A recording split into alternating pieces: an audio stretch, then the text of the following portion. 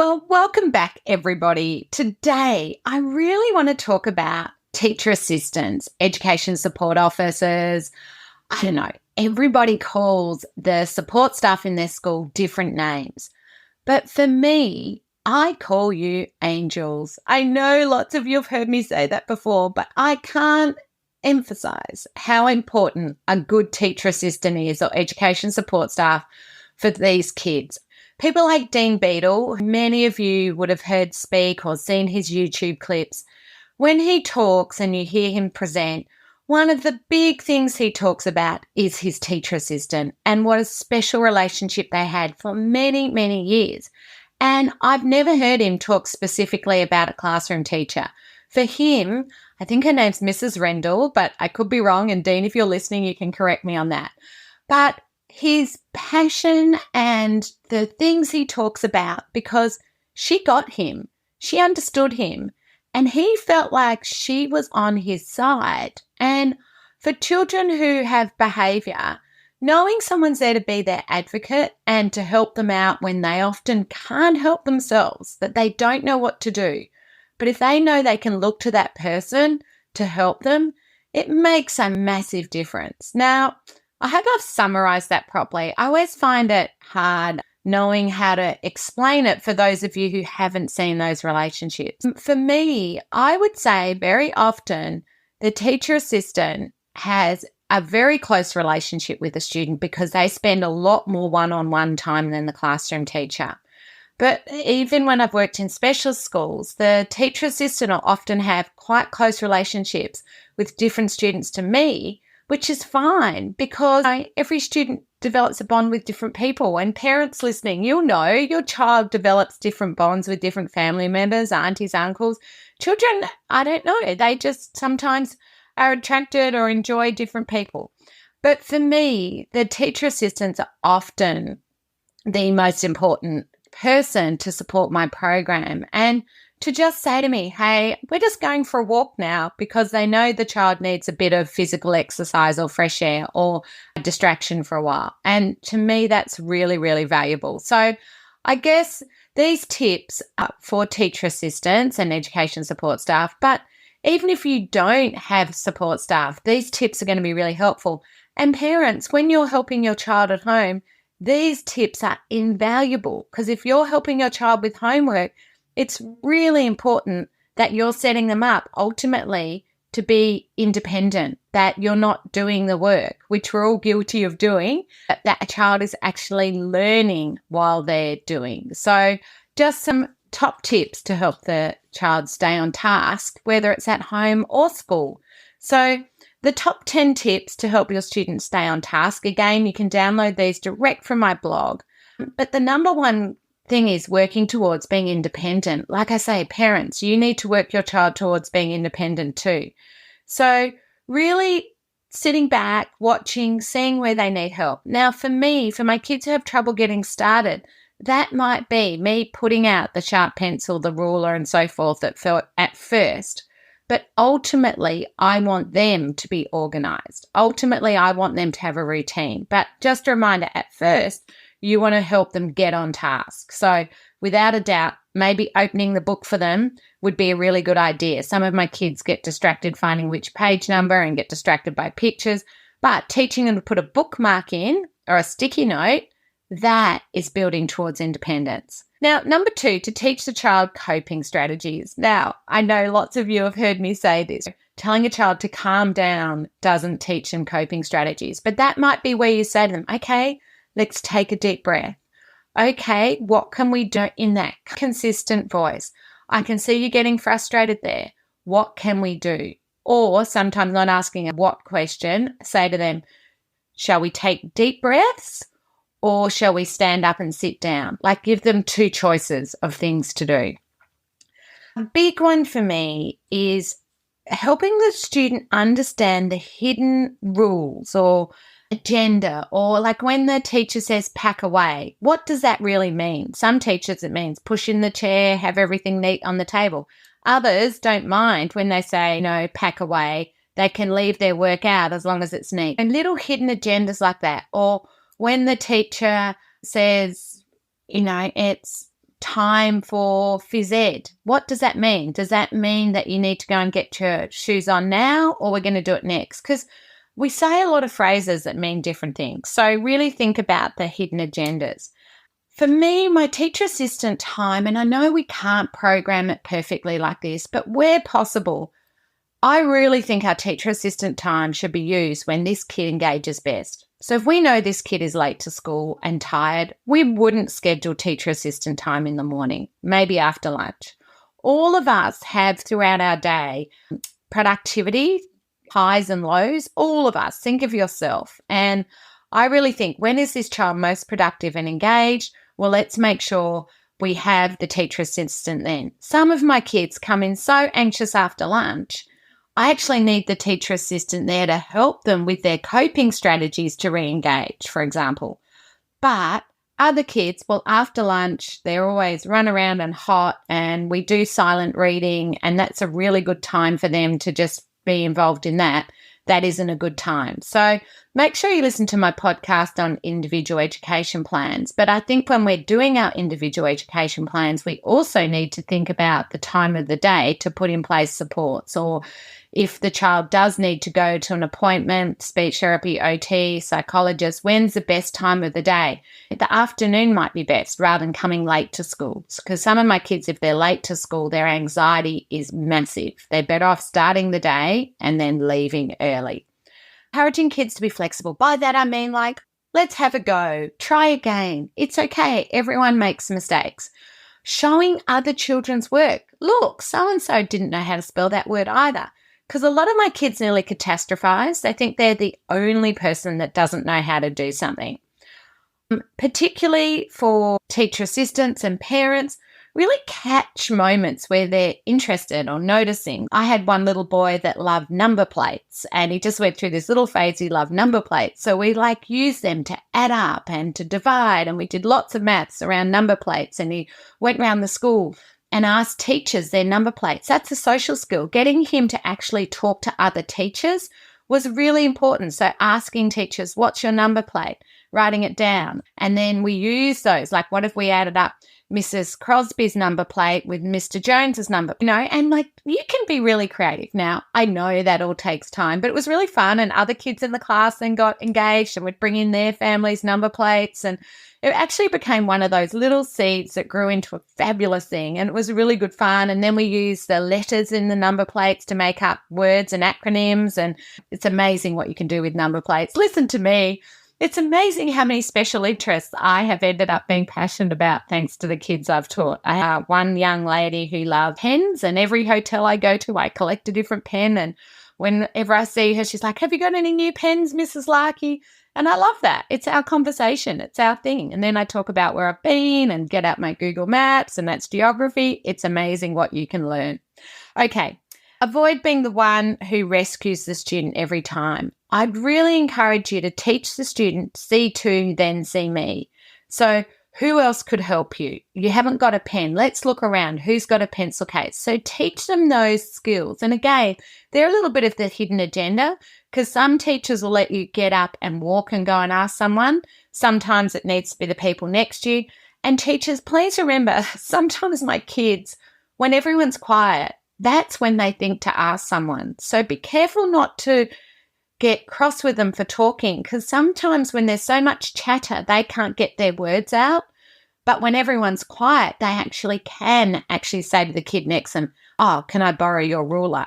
And so just be checking in what they're saying, because often I find that's when they are most social, when everyone's quiet.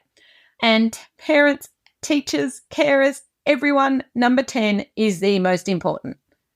Avoid fostering helplessness by doing everything for them. You must get them to have a go first. So I'll say, you have a go, then I'll have a go. You have a go, then I'll have a go. So they write a sentence, I write a sentence. Or they try and undo their pencil case and they might have a little go, then I'll have a go. But try and get them to have a go first. A lot of them just hand the pencil case to me or look to me or look to their teacher assistant. So really keep an eye on that, because for many of my kids, they then get in a routine that the adult does everything. And for those of you in secondary, Unfortunately, when they get to secondary, they don't want an adult sitting next to them very often. They are teenagers. They really don't want you coming and sitting down next to them and making them stand out.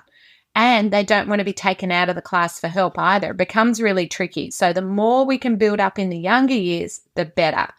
And getting them to talk to their peers for help is important, because when they get to secondary, asking another kid in the class how to do something is a great social skill and way to engage, but also means they're not relying on us. If you do have kids who don't like you sitting next to them, I always encourage you to go and sit with other kids and keep an eye on them, because what I find, if I go straight to them, they don't like it. Whenever I go into a classroom, I talk to other children first and engage with other kids.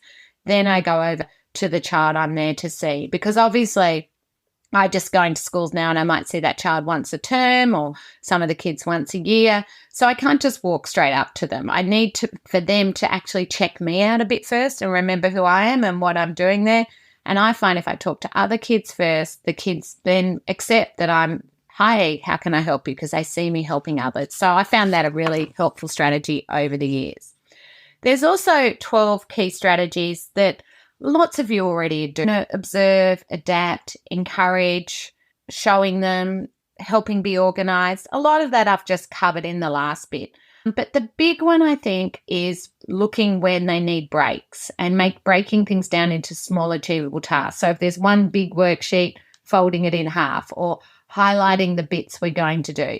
I don't expect most of my kids to do the same whole page of work as the rest of the class, but what are the key bits they need to do? And teacher assistants, that's where I really need you to put in place those accommodations and adaptations for that child.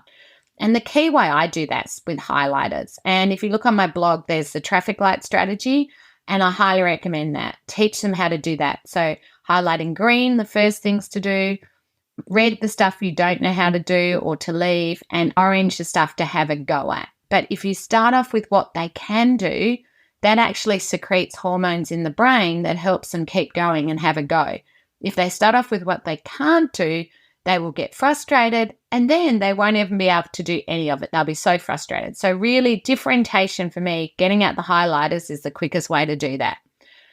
Lots of modeling for my perfectionists, what to do if you make a mistake, what to do if you need help, how to get the teacher's attention, because often my kids just start walking up out of the room or lying on the ground for help.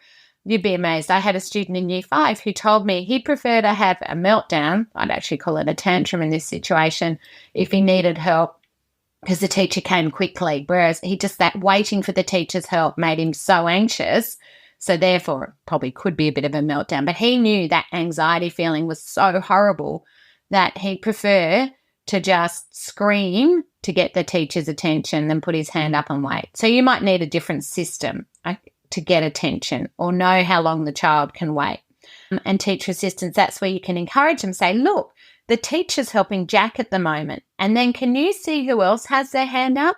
Wow, the teacher's going to be a while. How about we keep going with our work and keep an eye when the teacher's free? Like pointing these things out. Again, that's the hidden agenda. Oh, wow, lots of people need help. And teachers, that's where you can say, Nathan, I can see you need help. You get on with your work. I'll be there in 5 minutes, and put the timer on for 5 minutes. And I am going to do a podcast on timers. They're really important. And then when that 5 minutes is up, no matter which student you're up to, you can go to Nathan or tell him I'm going to be 2 more minutes. But expecting them to sit with their hand up for 5 minutes, they just waste so much learning time, because actually for many of my kids, having their hand up and writing at the same time is very difficult, just gross motor wise, planning wise, because a lot of my kids actually need to hold their piece of paper to write anyway with their fine motor and gross motor challenges. So have a think. Or I like to just get plastic cups, red, orange, green, for all the kids. And green means that's on the outside green, I'm working well, I'm good. Orange means, or yellow means, I need some help, but I can keep working. And red means I'm stopped, I can't do any work. And every kid can just have those on the table. And then when they move to secondary, I replace that with a pen. So if the student has a red pen at the front of their desk, it means help, stuck. Because some of my kids don't like to put their hand up and be noticed by the whole class. And that's the same for neurotypical kids too. So I think these strategies work for all kids. And reduce the frustrations, a big one, number 11, by putting in place breaks. Really include lots of breaks in their program if you have a teacher assistant. And then I have got 7 considerations supporting students. This is really about their learning style. Just remember that they're visual learners, so you can tell them what to do 1,000 times, but showing them what to do is far more effective, or showing them other kids' work, what's expected, can make a huge difference.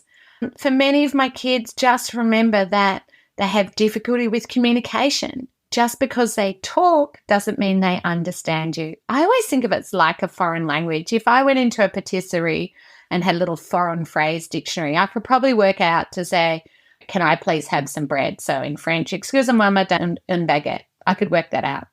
But if someone said it back to me, I wouldn't know where to start looking in the dictionary. So just because you can speak a language doesn't mean you can understand a language. So many of my kids use echolele or set phrases, or like to have conversation where they're in control. But when you speak back to them, they need processing time. So really keep an eye on how long does the child need to process verbal information. So that's where some students can talk but don't understand. And this is why 80% of our parents actually go for a hearing test, because a hearing test tests your ability to respond, not your ability to understand. So many of my kids can hear but not understand or process, or have slow processing. Teacher assistants and education support officers, angels, behaviours where I find you are amazing. Just amazing. You can often tell me, oh, there was a problem in the playground at lunchtime, or something happened with that other student, so it could be social, or yesterday in this lesson they were worried about something and now they're worried about it again. Often you are the advocate for behaviour and what's going on, because when I've got 30 kids, I often miss little things and then all I see is behaviour. I really love my teacher assistants when they can give me insights and information on why things are happening. Is it sensory? Is it anxiety? Is it communication? Is it a social reason? So I really would encourage teacher assistants. That's a key part of your job when you're in my classroom, but check with your teachers what they want you to do. Of course, the big thing, you guys, are routines, consistency, making sure that things are in place for the student, but most importantly, to develop a really good relationship with that student. And if you're not sure how to develop a good relation, just sit back, watch what they love, watch what they do, find out if they love Pokemon, learn about Pokemon. If they love some new show, just mention it and they'll love you. That's my experience. Or if they're nonverbal, when they're out playing in the playground, in the sandpit, just go and sit in the sandpit and let them get to know you. It sounds terrible for some of my nonverbal kids, how you smell, what you wear, how you look. They often just want to get to know you, but don't get too close. Give them time to really observe and notice you. And again, you might want to work with other students so they don't just think it's them, because for many of my kids, they're hypersensitive to attention. So I hope that's really helped you and given you some great ideas. Many of you know my red and blue teacher assistant books, which, just so you know, because everyone asks me which one, they're companion guides. So it's like Harry Potter, where each book is individual, and you can use the books individually or together. But basically, Anna and I wrote the red book and everyone loved it and said, we want more. So we created the blue book. So there's no overlap between the books. But at the back of the book and on my website is a page that tells you what contents is in each book. So if you want to know about IEPs, and I haven't got it in front of me right now, I apologise, would be in the red book, page 22. But if you want to know about oppositional defiant disorder, that might be in the blue book. So it actually shows you what contents in each book. Now, until March 31st, if you're in Australia, we do have a special for that book where you get both for $70 plus postage. So jump on my website if you're interested in those books. And just yesterday, I had an email from an education support officer saying that every school should have them. They are the best books that she's ever had and made a huge difference to her. And I love getting that sort of feed. For those of you who are looking for some more tips and strategies, I've obviously gone through about 30 today. Those books have hundreds of tips and strategies. I'd highly recommend you have a look at the teacher assistance books, both red and blue books. If you are outside Australia, you can download these books as digital ebooks. I highly recommend you have a look at those. They're full of hundreds of strategies to make a difference.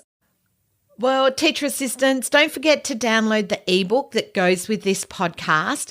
You would have had it emailed to you as always, or jump on the new Teacher Assistant Hub where you can sign up to get that ebook. And there's lots of other fabulous things there, including some beautiful visuals to print to put out in your school to celebrate Teacher Assistant Week. I hope if you're listening to this live that you have been celebrating teacher assistants in your school and that teacher assistants, you've got some great ideas. Don't forget the 3 courses are available at the moment. If you didn't listen to last week's podcast, I did explain the 3 courses, so I'll just explain them again. There's my course, which is teaching and supporting students. So if you're looking for strategies to actually get students working and engaging and why they're disengaged, that course is for you.